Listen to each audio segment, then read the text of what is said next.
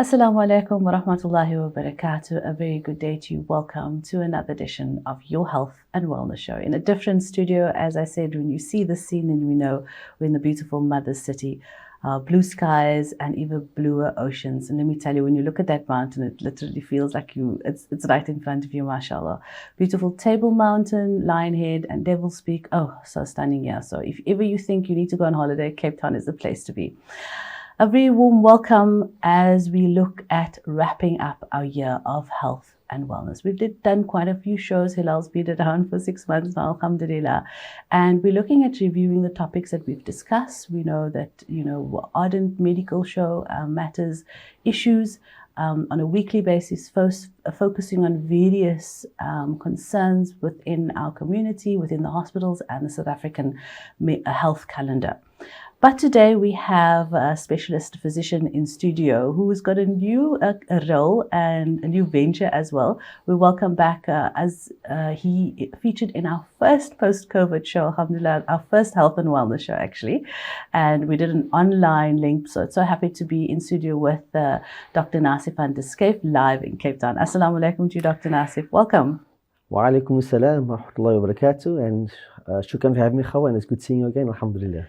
Yeah, the last was a bit different, and it's not as personal as we would like it because, interacting and having conversation in person is so much better. So, alhamdulillah, yeah, it's certainly much better, Hawa, and we say shukr for these mercies of the Almighty. But it's good to be in show, it's good to be in studio. The online Zoom platform has its own challenges, but alhamdulillah, we are here today. Yeah, we were comfortable with it during COVID. We first had to get used to it. Now we're a bit uncomfortable, alhamdulillah, shukr. So, Dr. Nasif, you were head of, and as we were chatting, just found out now you've got a new role, taking up a new venture, head of the Department of Internal Medicine at the Victoria Hospital based out in Cape Town. You've moved on. What are you up to now? Yes, Khawa, so I was at Victoria Hospital for 13 years. I started in 2010. Sure. And been there for 13 years and been through a lot of challenges. And alhamdulillah, I had a very successful time there. And since the last show, I've decided to go and study again at my young age, alhamdulillah. And I've moved over to Groote Schuur Hospital, and I'm studying the field of gastroenterology, which is, pretty much all matters to do with your gut and your liver. Okay, wow, brilliant. And after 13 years doing a subspecialty, getting the books out again, inshallah. Inshallah. The best of that. Alhamdulillah, it's been going well, but something that I'm looking forward to. I believe that knowledge is literally from the cradle to the grave. Absolutely. So inshallah, I'm looking forward to it. We the students of life, and you just chosen something more specific to help us along, inshallah. Groote Schuur Hospital not connected to Victoria Hospital? We're part of the same academic center, as part of the UCT network. Okay. So UCT's academic hospital, its third hospital is Groote Schuur, and then linked to Groote Schuur and linked to UCT are other sort of satellite academic hospitals such as Victoria Hospital, such as Somerset Hospital, such as Mitchells Plain District Hospital. Okay. So we very much, I've left, but I'm kind of still at home, so to say. And internationally, Groote Schuur is known for, so sort of the base where all of they connect, inshallah. Yeah, alhamdulillah, UCT and Groote Schuur is very well known on the African continent, on the international continent, and obviously everyone knows that's the place where the world's first heart transplant occurred. Yeah. So, Doc, we want to go through reviewing the shows that we've done, where we are at, and also focusing on something that's quite that needs to be focused on in South Africa, and that is AIDS. So we're going to be touching on quite a few, but going through some of the topics that we've discussed on the platform this year was, of course, looking at post-COVID, which you and your colleagues had, and also somebody from the Department of Health had done interviews for us, as well as the long COVID mental health. We did a post-COVID 2 show as well with regards to diabetics. We touched on some fertility. There was concerns around that, women issues. There was, of course, breast cancer awareness, Movember rather, for men's health. We looked also at covering the IMA convention, which was an array of specialists that presented the field, what's happening in their field. So that was quite interesting to the viewers as well. And now we find that, alhamdulillah, we also had post-COVID dentistry, because we find that people weren't going to the dentist and they were just lounging at home, not taking care of their teeth. So there was some interest in that. And then respiratory conditions was also something that, we looked at, and understanding post-COVID. Long COVID was also a big thing. So with where you find yourself now with the post-COVID challenges, the impact on patients, the impact on medical staff, the impact on your fraternity, your colleagues, we feel as individuals going on with our lives as if it didn't even happen like yesterday, because it was just yesterday that it happened. And we have to give ourselves some space to realize and sort of debrief in a way. And you guys just carried on, In fact, you were now fixing what wasn't happening during COVID, because now post-COVID was a bit of a history. But tell us a bit about where the fraternity, the medical staff, your colleagues find themselves now post-COVID. How have they moved on, or are they, finding themselves in a space that they can move on? And did it have other impacts that we don't discuss? Yes, Khawa. So, the COVID did happen. And even though it appears as though everyone just seemed to have gone on with their lives, but it did happen, and the impact of COVID is real. And certainly the impact on all medical staff, it is very significant. And to be honest, many of my colleagues are certainly still struggling, with what they went through during the COVID period. It certainly was a very difficult period. Many people have had various health challenges as a consequence. I'm talking of medical staff now. But also many people, sat down and had to reflect upon their lives, But certainly I'd say up there would be the mental health challenges that COVID brought. It was certainly a very difficult time, whereby you were in the hospital, you were in the COVID wards, families wasn't there, you had virtual conferences with families, and often the time patients came into hospital was the last time that the families saw the patient. And then having to make these phone calls, often in the COVID wards, we used to give daily updates, we used to do video calls, phone families on a daily basis. And sometimes you phone and you say, Mrs. X, she's doing very well, alhamdulillah. And then literally an hour later, you have to phone to say that person's passed away. And then, but all happening virtually, all happening over the phone. And then, imagine telling someone that they loved one, you spoke to them an hour ago, you have a rapport with them because you've been chatting to them every day. And then all of a sudden, an hour later, you're having to have this very difficult discussion. And often it was junior doctors that had to do that. Obviously, senior doctors were involved, but often, and they I think, had a bit more experience. But often, from my experience, was that many of the interns and the junior doctors had to do that. And imagine that you were at university the year before. Now the next year, you're now out in the big world, and you find yourself in the COVID ward, and you're having to phone and tell someone that their loved one died over the phone. And just an hour before that. An hour before that. Can you imagine that? Yeah. So, and the response on the phone that, often the doctors always say that screech, the screaming, the natural outflowing of emotions from the family. It's something that, we were never prepared for. Something that no medical training would have prepared you for in any way. So that is one example of things that sort of went down. But then also, and I think many people are still battling with that. Okay. But also then, during in the COVID wards, especially at the peak of the waves, I'm thinking the peak of the first wave, especially the peak of the second wave, where there were resources were really stretched to capacity, where literally we had to sort of prioritize and triage patients, which patients are candidates for high flow oxygen, for ventilators, etc., and having to make those decisions, and on a daily basis, the large number of people that had succumbed to COVID in the COVID wards, and often in the days preceding that, we as medical staff were the only people that they saw. So that people still carry around with him, and people coping with it in their own certain way. People are obviously accessed help, and the hospitals have been great, in terms of trying to access professional help for staff. But often, many people aren't comfortable to speak out, or some have gone and they sort of think they're fine.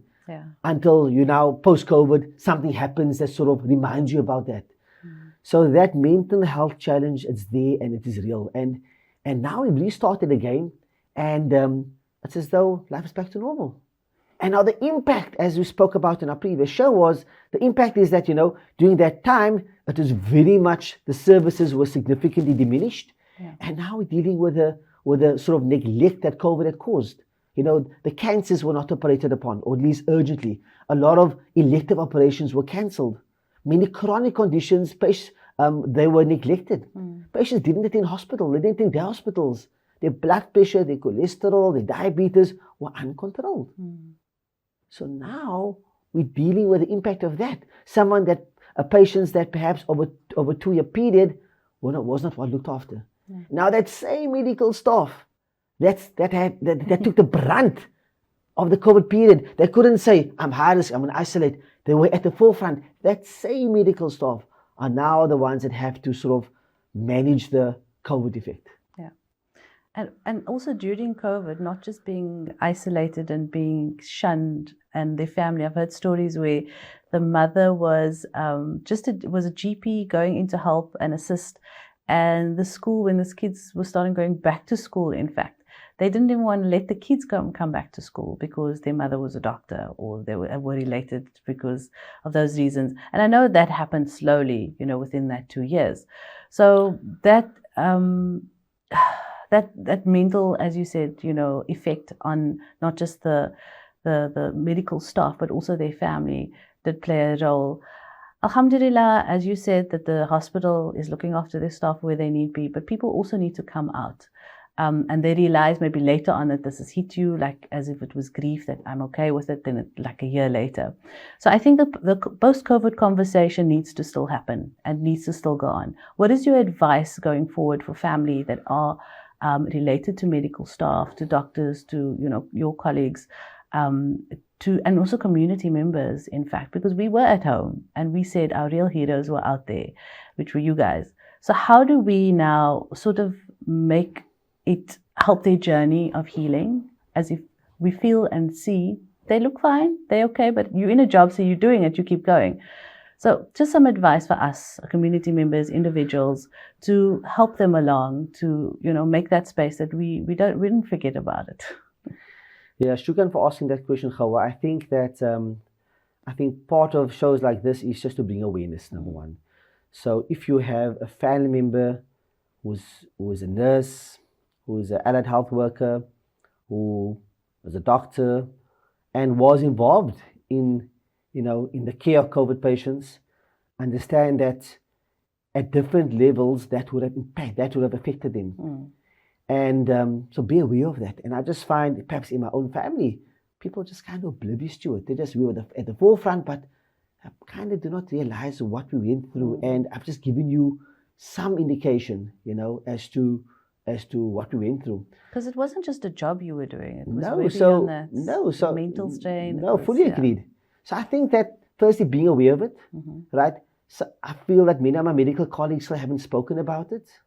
Many of them are I'm not sure if it's denial or thinking, actually, I'm okay, it's fine. Yeah. So be aware of it, possibly see if one could have a conversation with that family member, see if they're coping, show love, show care, the support. And if they are struggling, encourage them to access medical help, medical professional help, But also I think the one part also that people don't realize was that the planning for the COVID, everything that sort of went down in planning. So I spoke now about being in the COVID ward, but imagine planning for that. Imagine planning. There's no plan. There's no plan. So like, I remember I was very much in the forefront of the planning at my hospital when I was at Victoria Hospital, daily COVID meetings. How do you plan for a pandemic that is unprecedented? And the fear that goes into it, and managing, like before I had our first COVID patient, everyone was like, on edge. When's it going to happen? When's it going to happen? Yeah. You watched overseas, you saw Italy, you saw China, how the numbers all went up, you saw Spain, and then we finally got our first patient. But planning for that, planning to know, which resources to do so, and trying to prevent patients that came into hospital not having COVID and trying to prevent them picking up COVID. I mean, now I know that several patients picked up COVID in the hospital. So from a planning point of view, that was incredibly tough, to be honest. Yeah. So... Head of Internal Medicine, Dr. Nasif van der Skye. For the past 13 years, we chat post-COVID, reviewing the year and understanding that medical health does matter, and those that are responsible for our medical health in the forefront, our heroes 2 years ago, it was literally around the corner, needs to be recognized and appreciated and understood that actually did happen. We'll talk more on health review just after the short break. Stay with us. Welcome back. Assalamu alaikum. A very good day to you wherever you are around this beautiful land and across the world. You can tune into www.hilaal.tv, and on that website you can stream live and watch us currently. You can also tell your family, any colleagues and friends that you know over there across the lands and over the beautiful seas. And remember that any contact you would like to have with us via the Health and Wellness Show, you can do so on our various social media pages. We also have a WhatsApp line open during office hours, of course, and during the show you can send us a message and just interact with us. You know, maybe mention a name of somebody that you know within the medical field that you appreciate, within the fraternity that you appreciate as well. I'm Khawa Solomon. With me, Dr. Nasif van der Skye, Head of Internal Medicine at Victoria Hospital for the past 13 years. Has moved on a little bit, but you know, that never leaves you. In fact, like they say, with COVID and post-COVID, it's the University of Life and experience through the years that helped, alhamdulillah, your colleagues get through. So post-COVID, it wasn't just a couple of minutes conversation, Doc, understanding that it's still there. And I think everything we're going to talk about medically relates sort of post-COVID. We have to bring in post-COVID. So you've mentioned hypertension, diabetes. There were also a show on diabetes we did, finding that somehow more people were prone to get diabetes because of COVID. Somehow it pushed the insulin levels up. There was that connection as well. COVID did that. COVID created other, possible underlying conditions to present. And then also people, as you said, they didn't have the necessary facility to do their screening, had now presented with, quite severe cases as well. So, understanding that, and with our kids, for them, it was a pandemic. Many lives have been lost. I think grief is also a big thing, and how people are dealing with that. So taking into that, Doc, and understanding the post-COVID realization has also moved into being physical. People weren't as active, they tried to go for walks. We could at one stage, and then, of course, we couldn't at one stage, and then, of course, we were allowed to go out. So how has the sports industry done as well? Because you're quite involved in that, physical activities, actual sports injuries. How did people cope with that? Yeah, Khawa, so the impact was certainly quite significant. During COVID, at various points in time, people couldn't be physically active. Sport could not happen in the way it happened before.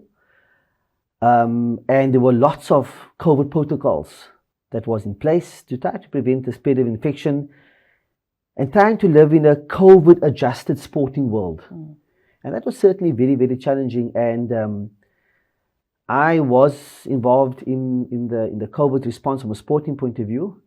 And for many years, I've been involved in football. And so when COVID hit, because I've been involved in football, I played a role in assisting the South African Football Association, especially here in Cape Town, the Western Cape, with regards to COVID and writing the COVID protocols. Okay. And so during the COVID period, that was very hard. But now moving post-COVID, we've a few things I think have happened. Number one is that many people have not been physically active, and many people have had COVID, but because they haven't been that active, and they may have had mild disease, which was the case in most people, but now to be physically active again after, number one, possibly not having exercised properly for sort of 2 years, right? Number two, you haven't perhaps performed at your top physical condition. So now we needed to have a very careful conditioning plan for players restarting to play the various sporting codes. And so we have to be very careful how we do that. And people then realize that, I had COVID. I didn't feel that bad. I was at home. I isolated for 7 to 10 days.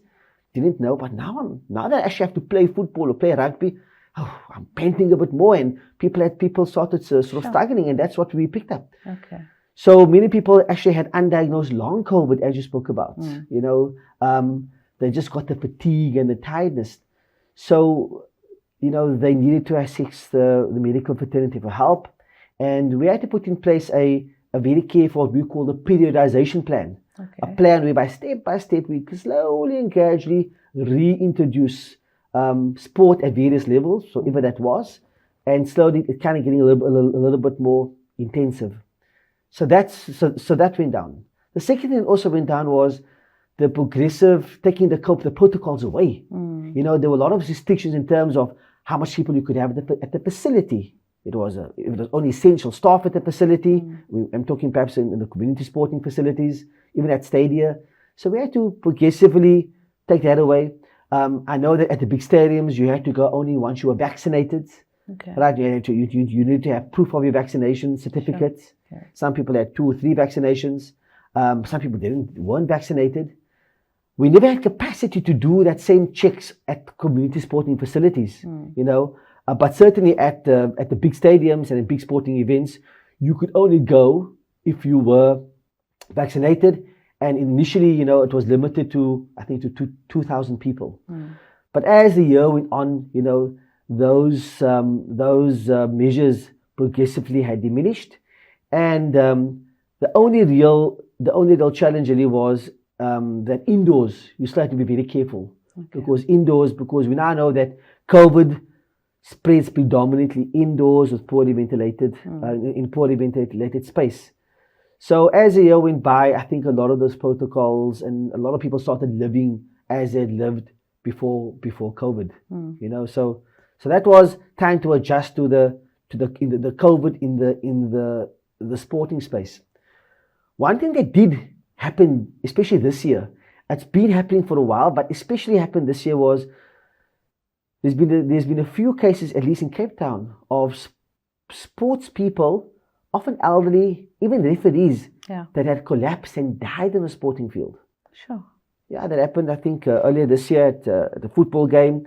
I know of a player, I think in his 40s, as well as a referee. Actually, now that you mention it, my cousin also actually picked up running. Yeah. And he did it for, I think, like a year or two, a good couple of years. It was recent now. Yeah. It was recent. And then he went out one morning, also went to go run, and he came home and he collapsed. So that went down. And so now it's been, people also now realize that, that we need to have better medical screening. Okay. We need to have better access to first aid. And often in the community sporting setup, that's quite hard because often in community settings it's run by community and volunteers, and often with minimal support from various aspects, whether it's government or corporate world. But now we actually realize that we need to create a safe space in our community for people to enjoy their sport. So with regards to certain individuals, unfortunately, that had demise in the sporting field, there's now greater awareness of that. And the greater awareness, like I said, for possibly introducing what we call defibrillators, which is very hard and a discussion that we need to have. We call it an AED, an automated external defibrillator, and access to that. So that if someone collapses and they have a sudden heart attack, there's a small window of time where often it's due to an electrical issue with the heart and it's brought on by a heart attack. And there's a very small window of time where one can sort of reverse that. And you can do that by sort of shocking the heart with the defibrillator. But having access to that in a community setting is very hard. Yeah, and exactly. And having to have that machine as a first aid response. I mean, you would have it with the ambulance. The ambulance is not going to get there as quick and fast enough. Let's talk about some first aid ideas. We want to move on to obesity, also lifestyle again with regards to getting physical. We have in studio Dr. Nassef van der Schijf, specialist physician, who is introducing himself to a gastroenterologist field, inshallah, but been around for the past 13 years, heading the head of internal medicine at Victoria Hospital based here in Western Cape. But we'll chat more on our health and medical review for the year just after this, back in a moment. Welcome back. Assalamu alaikum. A very good day to you. This is Health and Wellness. I'm Khawa Solomon. Stay with me as we review our medical and health matters for the year, the shows that we have done thus far, looking at post-COVID, long COVID. Long COVID is a definite topic that people are still talking and concerning themselves with, not realizing that, did they have enough water? Did they, there's just this loss of energy. There's this neurological effects. There's this physical effects. But we need to keep talking about it, and hopefully through our wellness and get back. COVID hit us quite badly. So it was 2 years of lockdown. We have to take, I think, 4 years to recover, inshallah. So it's a process. Give yourself time. In studio, we have Dr. Nasif van der Schijf, he was head of the internal medicine at Victoria Hospital, specialist physician in studio with us, and going to be touching on a little bit of what he's going to be specializing in as well. But Dr. Nasif, understanding that, physical activity was unfortunately an issue, people are slowly coming back, but they're also finding that possibly their demise or things actually gotten worse. The first aid you spoke about, and I just want to quickly look at that.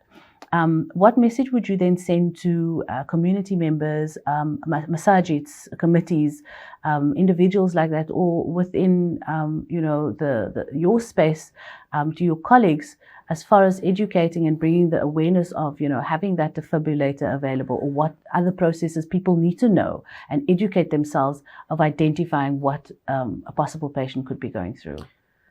I think, Khawa, the first thing is to provide education, right? And an awareness as to, we want to create environments, whether it's sport, whether it's at our masajids, that is a safe space.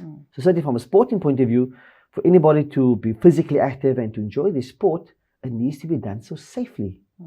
And in order for it to be done safely, at a very basic level, we need to prioritize that there are people and the structures in place where the sport can be played safely. And at a very basic level, we're talking of training up individuals in first aid, right? There are various first aid courses that people can access, but also probably even contact the Department of Health to assist with first aid training. I do know that a prohibitive aspect is the cost of some of the private first aid courses, but certainly I think contacting the Department of Health would be a good space to start, and possibly going via your federation.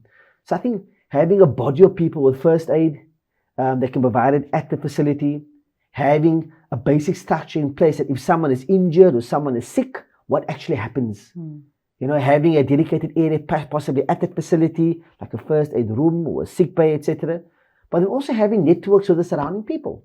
So then perhaps there may be a GP around, a few GPs around where you live. So setting up relationships with those GPs to possibly provide some assistance where required. Perhaps having, in that room, having the important phone numbers of the ambulance, etc. So those are a few things I think that the community can do to ensure that sport is played safely. The defibrillator discussion needs to happen. The cost is going to be prohibitive, but I feel that if communities get together with government, with the private sector, with the corporate world, we can certainly prioritize, purchasing some of these AEDs. The price has certainly come down tremendously. It used to be very expensive, not so much anymore. And perhaps strategically placing this around various parts of our community. Okay, very interesting. With that, latching on lifestyle and exercise also added to, unfortunately, we discussed the diabetes issue, but also unhealthy lifestyle. And one of the big conversations that we've had also this year was obesity, people not being healthy, people not exercising. And that's why, sports came up as well. So people are trying, and they're also trying, some quick fixes, some healthy ways to lose weight, to, maintain their weight, to just be healthy. So obesity, I've even seen, just walking, how lovely it was to go visit the waterfront. People are enjoying their foods and, eating, really like we enjoy our foods.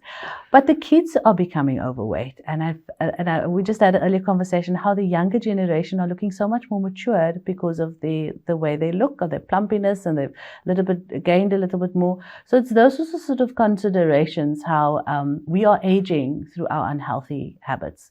So let's talk around obesity and how we can connect, the sports, and you saying be safe when you are doing sports, but also people want to start their sports. yes, fine, be safe, but how can we then, be healthier? And also some talk around the obesity levels in South Africa. Hawa, I'm so glad that you're asking me about obesity, and often I feel that it's been around for so long that we're almost immune to the discussion. We know what needs to happen, right? We know that, diet and exercise. We know that, right? But to be honest, in my experience and dealing with patients, it's probably easier said than done. Because kind of changing your lifestyle, it's difficult. Yeah. Patients tell me, doctor, rather give me a tablet, prescribe something. Well, these days I'll talk about that shortly, but certainly, obesity actually represents, people probably don't know this, but obesity, but especially childhood obesity, represents our biggest health challenge. And the numbers are astounding. About just before COVID, it was estimated that there are approximately 750 million people obese in the world. Yeah. And a large proportion of those patients are pretty much children. And we all know why the children are obese. Number one, we're not playing the road anymore. They're not playing Kenichi. They're not playing this sort of, now it's World Cup time. And I remember growing up playing soccer in the streets, playing cricket. Like now, we don't see that anymore. It's the cell phones, the tablets. Now it's like the devices. Fingers are moving. And when we're getting tired, we all know the diets of the teenagers, which to be read, not healthy. So the combo of not being physically active with a bad diet is fueling adolescents, teenagers, the issue of childhood obesity. Now you may ask, why is that important? Because obesity, it's like the central figure that results in several health challenges. And obesity is linked to what we call insulin resistance. Right? And that's why in America they're even giving children a drug called metformin that we use for diabetics to prevent them developing diabetes. Oh my goodness. Because you see, obesity results in, eventually after 10, 15 years, results in diabetes, results in hypertension, results in high cholesterol, etc. But also higher chance of certain types of cancers. And once you have those conditions can cause, diseases of the heart, such as heart attacks or strokes, etc. But it all starts with obesity, and that all starts with diet and exercise. Yeah, and COVID didn't help with that as well. And certainly now, as you said, COVID didn't help it for 2 years inactive. So I think that, I don't know what the current numbers are. So the numbers before COVID was what I said. I think you can probably double that by now. Yeah. What are the solutions? I've heard many medical advances, and I'm sure COVID did stunt a lot of progression within the medical field of where it could have possibly been. But in the news, there's some quick fixes and helpful medical quick fixes for people with. They're not going to necessarily get up and run. It's not for everybody. I know I'd like to start exercising, but I'm not going to run, Doc. I dislike running. In fact, I'd rather go for a walk. So. They're saying be physically active. So I'm going to start with a walk, but is it enough? So let's help us a little bit. I think that, Hawa, you are right. And I'll speak about some of the medical advances that is out there. But I think it's important to understand that the lifestyle changes, it's a cornerstone to it still. So even if you have those advances, you have to have this sort of, almost for me, it's a mindset change. You must kind of want to be healthy, and for that, and baby steps. Looking at your diet, and the recommendations is 2.5 hours per week. That's 150 minutes per week of just mild to moderate exercise. That can just be walking, right? And diet is simple: reduce the number of carbs in your calories, right? But to do that, it's a mindset change. Having said that, in addition to that, for some people says, Doc, you know what? I'm doing all of that, and I'm still struggling. There are certain medical advances in terms of some medication that's available now. Patients may not know this. But also, as I've recently joined the field of gastroenterology, I recently discovered another procedure that I'll speak about now. But in terms of the medication, there are certain medications that's now been shown to be beneficial for weight loss. Certain injections that you pretty much as part of a group of drugs that we call GLP-1 antagonists, which pretty much inhibits the uptake of kind of glucose from the gut. And it's a normal injection once a week. They're not cheap. It's not available on the state sector. You have to pay for it privately. But in the medical literature, this form of treatment, coupled with lifestyle changes has resulted in significant weight loss, up to 10 to 15% of your body weight, which is quite significant. So if you're weighing 100 kilos, that's 15 kilos, possibly, right? But importantly, that the reason that, so once the medication has been given for, say, for a 3-month period, that's where your lifestyle comes in. Because else, if you're not going to change your lifestyle, you'll just kind of, catch, or once you're done, whatever you lost, you'll just pick up again. And then it's interesting, one of the medical advances in the last 20 years has been the field of bariatric surgery. Bariatric surgery. Bariatric. Okay. Bariatric surgery. What that is pretty much is an operation where either different types of it, but essentially they can either make your stomach smaller, or they can divert food and bypassing a large part of your stomach, such that having operation that kind of forces you to eat less. And the benefits of that, is actually amazing, and it's just the results of that is sustainable over time. And the last time I looked at the data, up to 15 years later, right, the results are still amazing. And many patients going through this have lost tremendous weight, but also some patients, their diabetes goes away, the hypertension goes away, right? The issue is that often it's for people that are by definition morbidly obese, BMI more than 40. And often these patients are often high risk for anesthetics, because as a consequence of the obesity, they have hypertension, diabetes, and many of them have heart disease or strokes, etc. So, and also there's a very limited availability of this operation all over. It is done at a few private hospitals and 1 or 2 state hospitals across the country, but not much, to be honest. But certainly from the literature, bariatric surgery has been shown to be beneficial for weight loss, but this is more for morbid obesity. So what I discovered in the last few months, being in gastroenterology at Groote Schuur Hospital, is that there's now new advances made where similarly we can now diminish the size of your stomach, but not in operation, through having a camera put in your stomach. Like when you have a wait, doctors, I've got more questions. Can we just take a break there? No surgery for bariatric surgery. Oh my goodness. Okay, let's talk more on that, and we'll touch on some more other health and medical review topics just after the short break. We need to go and pay the bills quickly, Doc. We'll be back in a moment. Stay with us. Welcome back. A very good day to you. Assalamu alaikum. This is Health and Wellness, your health and wellness show. Actually, you make the show, and we want you to participate in every way. We're looking at the review for the health and medical matters that we discussed this year, and we want you to interact with us. We've got some exciting news of what we're going to be covering for next year as well, inshallah. Hoping Doctor that's in studio with us can play a pivotal role as well, and you at home, because we want to know what is concerning you. So Doc, back, head of internal medicine, you're going to be specializing in gastro, and this is, I'm sure, why you've come up, at least how you've now known about this topic. I rudely interrupted you earlier on talking about a non-surgical procedure that usually is performed surgically. Tell us about that. Yeah, no, it's just something that I've learned of recently, and it was published in the Lancet Medical Journal. Okay, Lancet, yes. Back in August, and it's certainly that's one of the world's leading journals. And they pretty much describe a procedure that world's leading medical journal. Eh? One. Yeah. Okay. Just one. There's a few, but Lancet certainly people can relate it's up there, yeah. to the name Lancet. So it's a if really reputable. They Google anything Lancet says, you can go with that. So this is not Dr. Google. This is Lancet. Lancet, right? So okay. It's top notch, right? So just they described what's coming out now was that because of the challenges I spoke about bariatric surgery, access.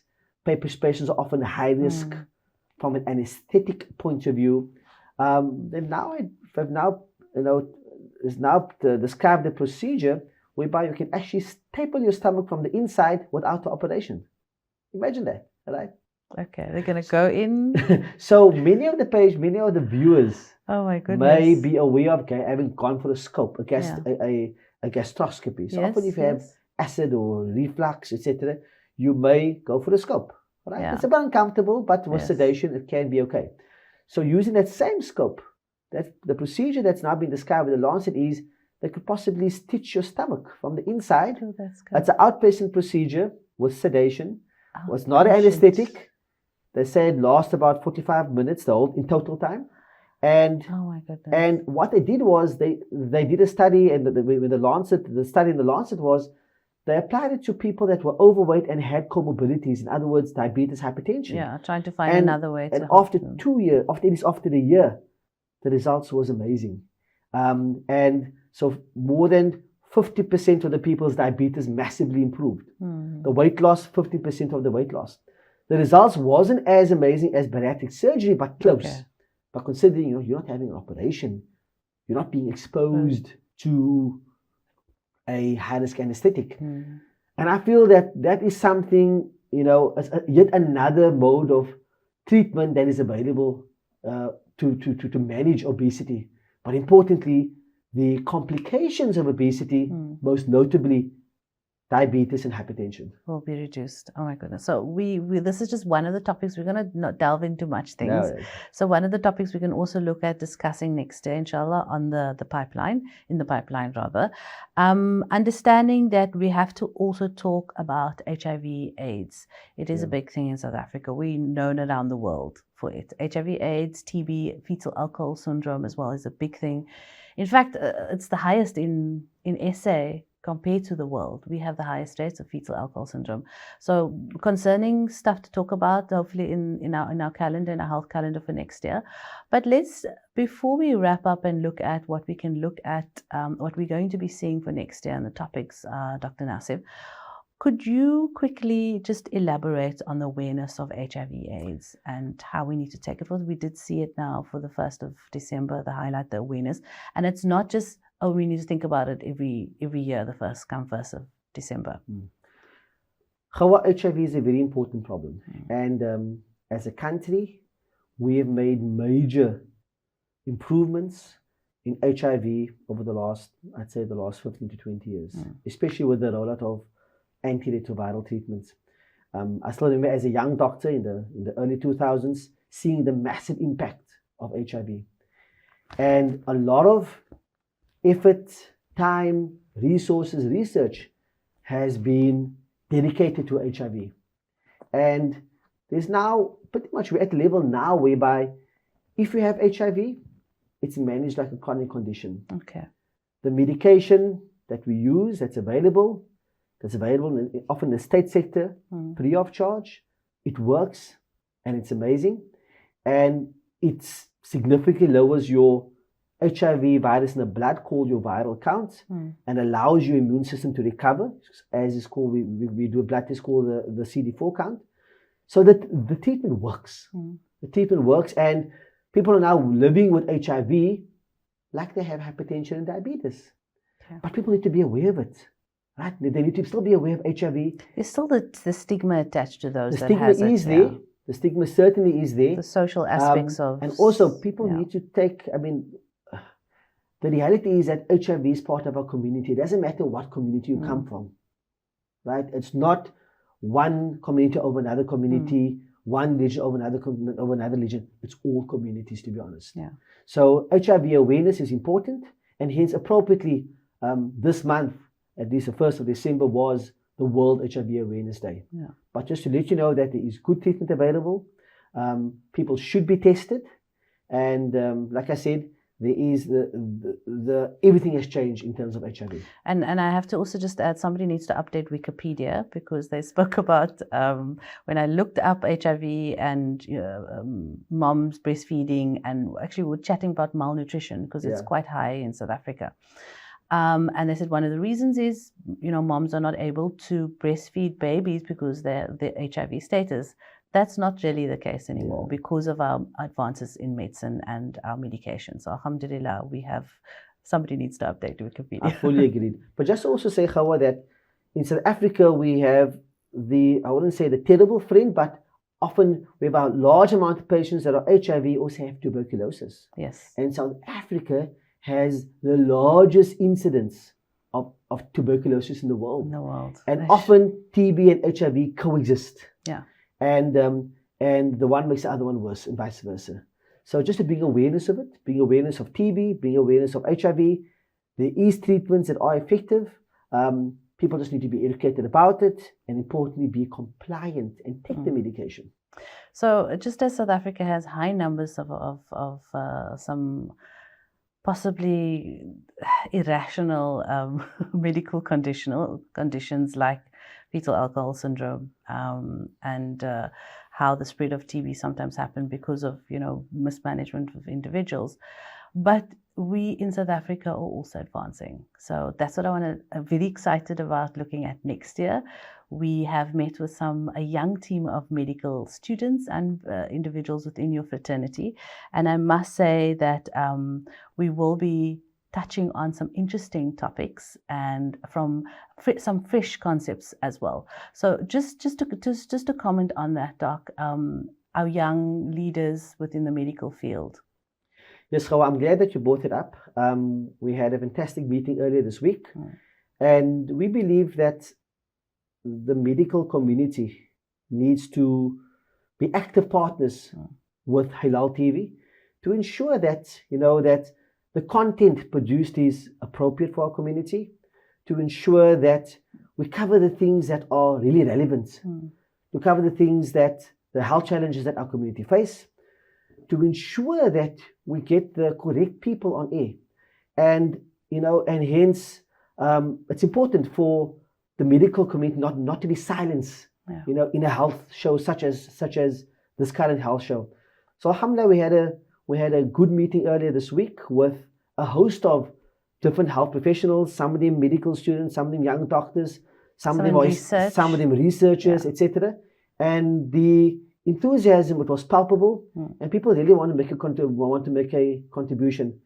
We do think that this platform is an excellent platform for promoting health promotion, and the invite is out there. If there are medical professionals that want to be part of this team, they can certainly contact Hilaal TV.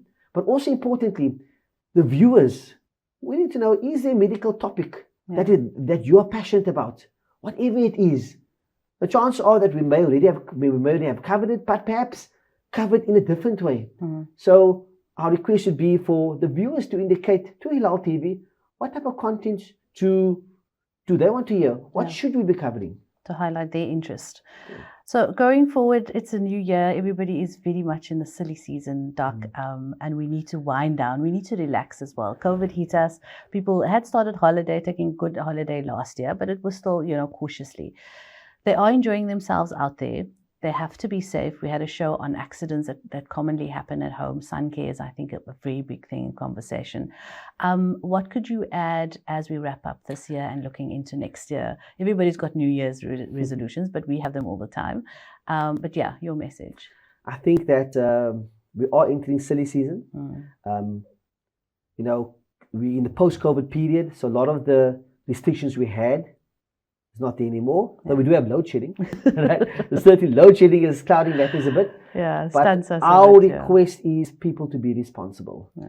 Alcohol is one of the biggest challenges that we face, especially drinking under the influence of alcohol, drinking when you're going to be driving, drinking, we always see the stats every year of the large number of people that lose their lives over this period. And often alcohol is a big issue as it relates to motor vehicle accidents, to pedestrian accidents, but also the impact of alcohol in terms of all the assaults and all the injuries that happen when people are under the influence. So I think people must be responsible. I think it's a good time to reflect as well. It's a good time to possibly think of, we're now coming to the odds towards the end of 2022. So perhaps planning, how am I going to live? What are a couple of New Year's resolutions that one should be undertaking? We've certainly spoken about some of the health challenges, and I would like to see perhaps some of the resolutions must be to live healthier, physically, but also mentally. Inshallah, and hope that space takes the medical fraternity also takes that space to just chill out. I know the anxiety levels rises during the silly season and the festive season, but all the best to you and your staff, and you've done amazing work for the 13 years you've been at, and the rest of your staff, and hope with your new venture, inshallah, at Kurtiskir Hospital, all goes well and you achieve all that you need to, inshallah. It was a pleasure having you in studio with us, Dr. Nasif. We'll definitely chat again soon, inshallah. Assalamu alaikum to you. Wa alaikum salam.